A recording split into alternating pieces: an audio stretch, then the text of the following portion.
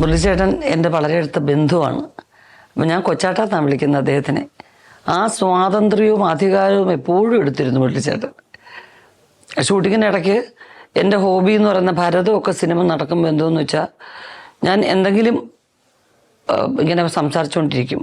അപ്പം മുരളിച്ചേട്ടൻ മോളെ മതി കേട്ടോ ഇങ്ങനെ പറയും. അപ്പം ലാലേട്ടനും എല്ലാവരും ഒക്കെ ഇരിക്കുകയായിരിക്കും. അതൊക്കെ കൊച്ചാട്ടൻ അത് ഇഷ്ടമല്ല. അവൻ എന്തെങ്കിലും ഞാനിങ്ങനെ എണീറ്റ് അങ്ങോട്ട് മാറില്ല. മുരളി എന്ന് വിളിച്ചിട്ട് ഗ്യാപ്പ് വിട്ട് കൊച്ചാട്ടാ എന്ന് വിളിക്കും. ഇതൊരു തമാശയായിട്ട് ഇങ്ങനെ പല ദിവസങ്ങളും പറഞ്ഞു. ഞാൻ അങ്ങോട്ട് എണീറ്റ് വന്നാൽ പുള്ളി അടിക്കും എന്ന് പറഞ്ഞാൽ അടിക്കും. അപ്പം ഞാൻ എന്നെ അടിക്കത്തില്ല എന്നൊരു വിശ്വാസത്തിലാണ് നടന്നിരുന്നത്. അപ്പോൾ കൊച്ചാട്ടൻ ഈ മുരളി ഇത് വിളിക്കുന്നതിൻ്റെ ഒരു ഭയങ്കര, ഞാൻ പേരേ പറയത്തില്ല, കൊച്ചാട്ടാന്ന് മാത്രമേ വിളിക്കൂ.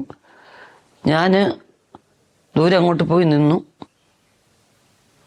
ഡാ മുരളി കൊച്ചാട്ടാ എന്നിട്ട് ഓടി. പിന്നെ ഞാൻ കാണുന്ന ഇപ്പുറത്തൂടെ ഓടി വന്ന് എൻ്റെ മുമ്പിൽ നിൽക്കുന്നത് ഭയങ്കര ദേഷ്യത്തിൽ.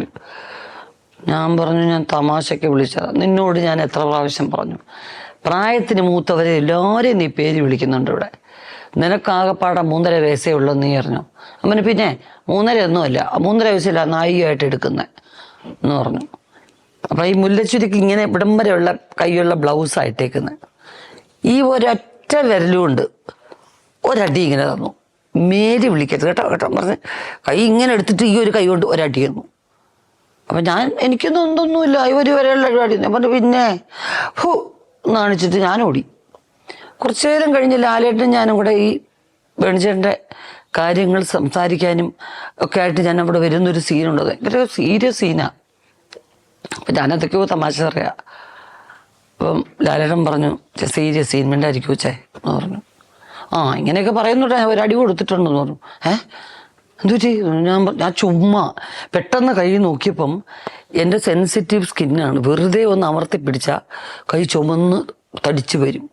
അപ്പോൾ ഈ ഒരു വിരലിൻ്റെ പാടിങ്ങനെ തിണർത്ത് കിടപ്പുണ്ട് ഇവിടെ.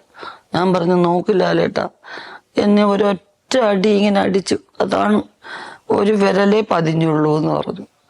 നോക്കിയപ്പോൾ ഈ പാട് കണ്ട് ലാലേട്ടൻ ഭയങ്കര, പക്ഷെ എന്നാലും നിങ്ങൾ മോശമായിപ്പോ കേട്ടോ, അങ്ങനെ ചെയ്യാൻ പാടുണ്ടോ? പെൺകുട്ടികളല്ലേ, അതിങ്ങനെ ചെറുതല്ലേ, അതെന്തെങ്കിലുമൊക്കെ ഇങ്ങനെ കളി പറഞ്ഞുകൊണ്ട് നടക്കും. അതൊക്കെ നമ്മൾ കാര്യമായിട്ട് എടുക്കേണ്ടതുണ്ടോ? പാടില്ലായിരുന്നു. പക്ഷേ മോശമായിപ്പോൾ സീരിയസ് ആയിട്ട് എടുത്തു. പിന്നെ മുരളിച്ചേട്ടനും ആ സീരിയസ്നെസ് മനസ്സിലായത്. എൻ്റെ കൈ നോക്കിയപ്പോൾ മുരളിച്ചേട്ടനും പാവുന്നത്. ഞാൻ ആ പാവത്വം ആ ഫുൾ ഡേ മെയിൻറ്റെയിൻ ചെയ്തു.